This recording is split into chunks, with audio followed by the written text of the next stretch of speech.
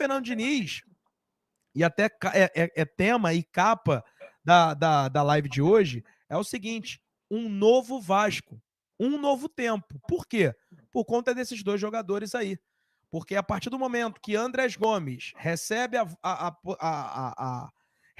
a condição de titular, e isso vai acontecer amanhã contra o Fortaleza, deslocando o Ryan para centroavante, o que o Vasco está colocando? Colocando um novo Vasco em campo. Sem a presença de um centroavante mais paradão, que é o Verratti, que tem um grande jogo aéreo e uma grande finalização como ponto forte, para um jogador que flutua, que é o Ryan, é um jogador que tem 1 contra 1, que ataca o espaço, que tem a velocidade. Então a gente pode observar a partir de amanhã, de fato, um novo Vasco. Quer dizer que o Verratti não presta? Já falei isso aqui diversas vezes. Claro que não. Ainda tenho muita fé que o Verratti, nesse ano ainda, vai fazer gols importantes pra gente. Só que a bola, o campo mostra, o campo grita. E o Andrés Gomes está pedindo passagem. E o Ryan hoje se tornou o principal jogador do Vasco. Então, naturalmente, que é importante deixá-los à vontade dentro de campo. Então, o Ryan de centroavante, sem ter tanta obrigação defensiva, me agrada bastante. E o Andrés Gomes, que é um ponta direita, que também pode jogar pelo lado esquerdo, tem 8 jogos e 3 assistências. Ou seja, sempre que entrou, fez alguma coisa útil, fez uma coisa boa. Vou lembrar aqui no jogo contra o Ceará, ele entra no intervalo do jogo no lugar do Nuno Moreira, dá assistência para o gol do Cuesta. O Vasco acaba dando mole, né? Acaba sofrendo empate.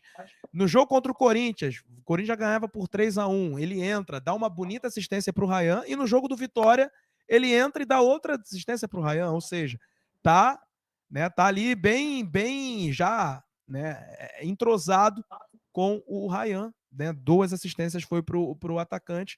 Portanto, é uma situação que me agrada bastante. Como é que você vê também esse novo Vasco, Felipe? Mais móvel, priorizando a velocidade, o jogo mais da individualidade, podemos dizer assim, né? De um time que vai poder circular um pouco melhor a bola num aspecto ofensivo, né? Me agrada bastante. Quero saber de você também. Então, Joel, na verdade, sim, no futebol tem uma frase, né, tem uma máxima que o jogador se escala. E da mesma forma que o jogador se escala, ele também não se escala.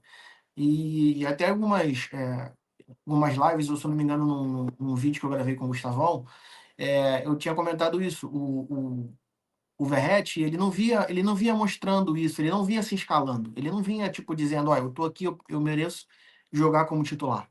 Em contrapartida, a gente tem o Andrés Gomes, que quando entra vai bem, ele mudou completamente a dinâmica do ataque do Vasco no jogo contra o Vitória. E a gente tem o Ryan, que ele tá numa fase absurda, e ele consegue fazer essa função de lado de campo, consegue fazer essa função de centroavante, mas um centroavante, como você falou, aí, muito mais móvel. Centroavante que pode sair, que pode alternar, enfim, que pode confundir a marcação de uma certa forma. De repente, a zaga pode estar esperando o Ryan centralizado, daqui a pouco aparece o Nuno Moreira ali, ele numa ponta. Enfim, existe essa forma do Vasco jogar, essa multiforma do Vasco jogar, quando o ataque não tem o Verratti. E aí eu concordo com você. Ninguém está falando para o Verratti sair do time, pelo amor de Deus. E eu quero muito que o Verratti recupere o futebol dele, porque ele vai ser, principalmente no mata-mata, eu acredito que o Verratti vai ser muito importante. Ele é muito útil. Mas assim, eu vejo com bons olhos, porque na verdade era algo que a gente até comentava aqui já, a gente gostaria de ter visto esse ataque algumas vezes, mais vezes no Vasco, sabe? O Diniz, ele se convenceu de que, de fato, o Verratti não está merecendo a titularidade, de que o Vasco é um com o Verratti em campo e é outro sem o Verratti. Mas eu acho que até às vezes na questão da substituição dos jogos, né? Na substituição durante o jogo, que o Fernando Diniz às vezes demora um pouco para fazer essa mudança, acho que ele, de uma maneira um pouco tardia também, tá fazendo essa troca. Mas que bom que pelo menos se convenceu que está fazendo. Corria-se até o risco de você, de repente, na teimosia, ficar colocando o Verratti para jogar, e aí cara, queimar o cara com a torcida, porque, como eu falei com vocês, no jogo contra o Cruzeiro, por exemplo, que eu estava na torcida, quando ele é substituído, teve vaia. Teve aquele comecinho, aquele princípiozinho de vaia, mas aí a torcida, a maioria já começou a inflamar, gritando o nome dele, batendo palma, mas teve um rumor. Teve um comecinho, sabe, de vaia. Então, acho que a insistência no Verratti poderia ter prejudicado. Mas, assim, que bom que ele se convenceu e eu confesso que eu quero ver mais vezes essa formação. Um ataque mais móvel, um ataque em que, assim como deu, não é porque a gente deu certo com o Santos que a gente vai fazer 6-0 todo jogo, não é isso. Mas você tem mais possibilidade de confundir a defesa adversária no sentido de, cara, quem vai entrar aqui? Bom, vamos dizer assim, né, que a referência seria o Ryan. Mas isso com certeza durante o jogo vai mudar. A gente sabe que tem o Coutinho pode entrar como um falso atacante ali, o Nuno vai entrar muito ali. Enfim, cara, o Andrés Gomes, enfim, uma infinidade de possibilidades que com o Verratti a gente não teria. Então, eu acho muito válido e acho que esse é o melhor ataque no momento. Pro Vasco, esse é o melhor ataque que a gente tem disponível hoje. Pois é, Felipe.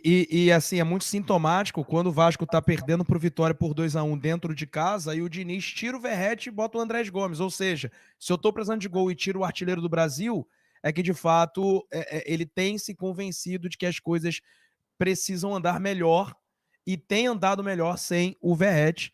Então, é por isso que eu falo que a partir daí é um novo Vasco. Se o Vasco ganha, o Fortaleza vai pro jogo contra o Fluminense já sem o Verratti também, é um indicativo importante, porque o nosso campeonato é lá em dezembro, Copa do Brasil contra o mesmo Fluminense. O Edson Campos está dizendo, Joel, o chat é prioridade, dando uma risada aqui, então vou ao chat. Portanto, Thiago Castro, pai do Benjamin, o erro começou naquele lateral esquerdo que estava uma avenida, o Carlos Augusto. A Grazi, tem zagueiro bem melhores que o Fabrício Bruno para ser convocado para a seleção. O Pedro está Robert dizendo... Renan. Edson Campos, tem muita gente incomodado com o Vasco, tenha certeza disso. O Marcelo Gomes, se o PH não for para a Copa e o cara do Botafogo for, processo técnico por nepotismo, de levar o cara do time do filhinho dele. Edson Campos, de novo, minha irmã nasceu dia 21 de agosto, mês nível do Vascão. Mesmo dia, né? Do aniversário do Vasco. Thiago Castro, pai do Benjamin, 96 minutos, para ser mais exato. O Jorge Vitor, o PH vai meter o gol no clássico contra o Flu na segunda. O René vai ter pesadelos com esse monstro. O Ellison Ramos, Joel, é verídico que o Vasco já está apalavrado com novos reforços para o 2026? Pessoal, vamos lá. É importante vocês entenderem o seguinte, eu não sou dono da notícia e nem tô aqui para desmentir ou confirmar a notícia de ninguém não, tá, gente? Mas é o que eu tô falando já e falei durante a live já, é o seguinte, Vasco tá negociando uma recuperação, tá em negociação para uma recuperação judicial. O Vasco tá para pegar um empréstimo com a Crefisa para pagar salários, para pagar despesas correntes. Eu acho muito difícil estar apalavrado com um jogador. Tá bom, pode estar apalavrado. É com jogador de Série B? É com jogador de Série C? É com jogador livre no mercado?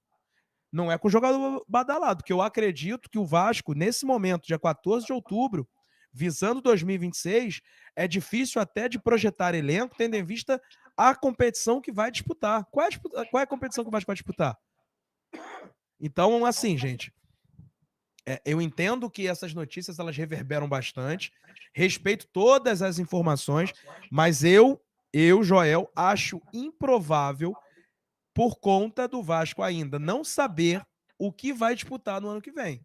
E aí você fica palavrado com um jogador, e aí pro ano que vem vai para Libertadores. Vai ficar inflando o elenco com um jogador de Série B ou não? Vai buscar um jogador de uma prateleira um pouco mais alta? O que eu acho que possa estar acontecendo, e isso é plausível, é o Vasco ter contatos com empresários. Sondagens, beleza. Agora, negociar, apalavrado, fechado, contrato assinado, pré-contrato formalizado, sinceramente, eu acho difícil. Não estou dizendo que não existe, eu só acho difícil devido ao momento que o Vasco tem enfrentado financeiramente e ainda no momento de indefinição do que o Vasco vai jogar, vai disputar durante a próxima temporada. Né? Vamos lembrar que o Vasco tem Robert Renan, o Vasco tem Cuesta, o Vasco tem Andrés Gomes com opção de compra. Né? Então, como é que fica isso aí? Então, eu acho que isso aí tem que ser colocado em pauta quando a gente imagina algum tipo de contratação, beleza? O Ellerson Ramos, time com intensidade rápido, só não gostei do Diniz deixar o Garré de fora e levar uns Oliveira da vida. O Garré ficou de fora, né? É mais um jogador trazido na primeira janela, junto do Lloyd, né, que não agrada o professor, né? O Lloyd já foi embora e o Garré nem relacionado foi. Aí complicado. Geraldo Guilherme da Silva, temos que parabenizar o doutor Paulo Salomão e sua equipe. Nunca tivemos no Vasco um jurídico tão eficiente. Professor Sérgio Vidal, Joel, eu te falei da discriminação para o caso da convocação do PH. A mídia é muito não Vasco, como se não existisse às vezes senso. Penso que com a conquista da Copa isso pode melhorar, mas é incrível. PH é a melhor lateral do Brasil. Ellison Ramos, Joel, alguma notícia sobre os novos campos do CT? Desculpa a tosse, gente, tá complicado aqui. Não, mas deve ser um pouco mais para frente isso aí.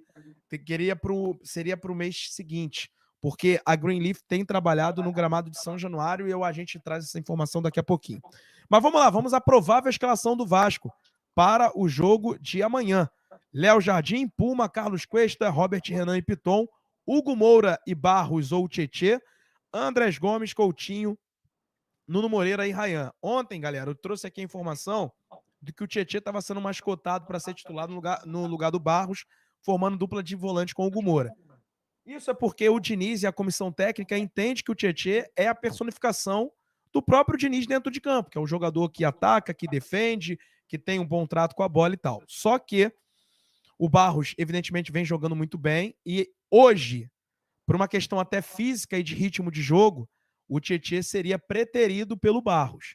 E uma outra questão, a presença do Puma como titular pelo lado direito, Piton pelo lado esquerdo, que são dois laterais que atacam bastante e que têm problemas na recomposição, ter um meio-campo mais marcador, com Hugo Moura e Barros, é visto como um ponto de equilíbrio para o Vasco enfrentar o Fortaleza. Então, por esse motivo, para esse jogo em específico contra o Fortaleza, o Barros sai na frente. Agora, contra o Fluminense, né, tendo o retorno do Paulo Henrique, por exemplo, eu já acho que tem jogo, dá jogo. Dá jogo ali, por exemplo, o Gumora com o Tietê, eventualmente, ou o Tietê com o Barros. Claro que isso é uma boa dor de cabeça que o Diniz vai ter, mas esse, por enquanto, é o provável Vasco, né, para enfrentar o Fortaleza. A bola rola amanhã às 9h30 da noite, claro, com transmissão aqui do canal Colina em Foco. Esse time te agrada? Já falamos muito sobre Ryan, sobre Andrés Gomes, mas e ali? Puma na direita, Cuesta voltando, Robert Renan Piton, Barros ou Tietê? Para você, é Barros ou Tietê, Felipe? Eu iria de Barros e Hugo Moura, cara. Eu confesso para você que eu tô com uma dificuldade imensa de tirar o Barros do time, cara. E aí, sei lá, parece que a briga, na minha opinião, a briga ficaria entre Hugo Moura e Tietê, de repente diversificando aí os jogos, sabe? Enfim, cara, não sei, sinceramente tô em dúvida, mas é porque eu acho que para mim o Barros é muito titular desse time, cara. E é um moleque que chegou, vestiu a camisa, disse, olha, eu sou titular desse time, e só saiu mesmo por suspensão. Então, não tiraria o Barros desse time, não, até porque tem a mística lá, né? Porque o Vasco não perdeu com o Barros em campo ainda, então Não, não tiraria.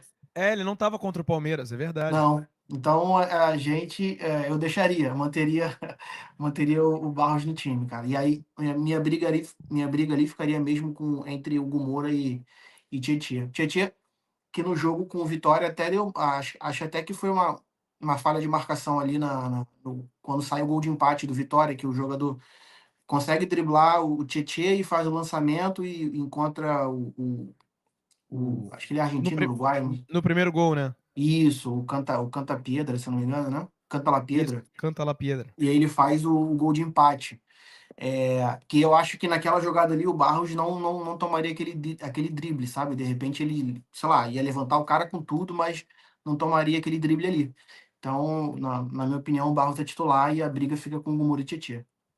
E o Tietê também tem uma questão de ritmo, né? Ele acabou saindo do time por conta de uma lesão, tem voltou contra o Palmeiras, jogou contra o Vitória, né? Contra o Vitória, por exemplo, porque o Hugo Moura jogou na zaga e ele fez dupla com o Barros, e contra o Palmeiras porque o Barros estava suspenso. Agora tá os três em situações normais para jogar. E aí existe aí. Por isso que eu falo, né? Mais uma vez, é o novo Vasco. O novo Vasco sem Verrete, com o Tietê no banco, né? São modificações importantes para o Vasco para essa reta final de temporada que é muito importante.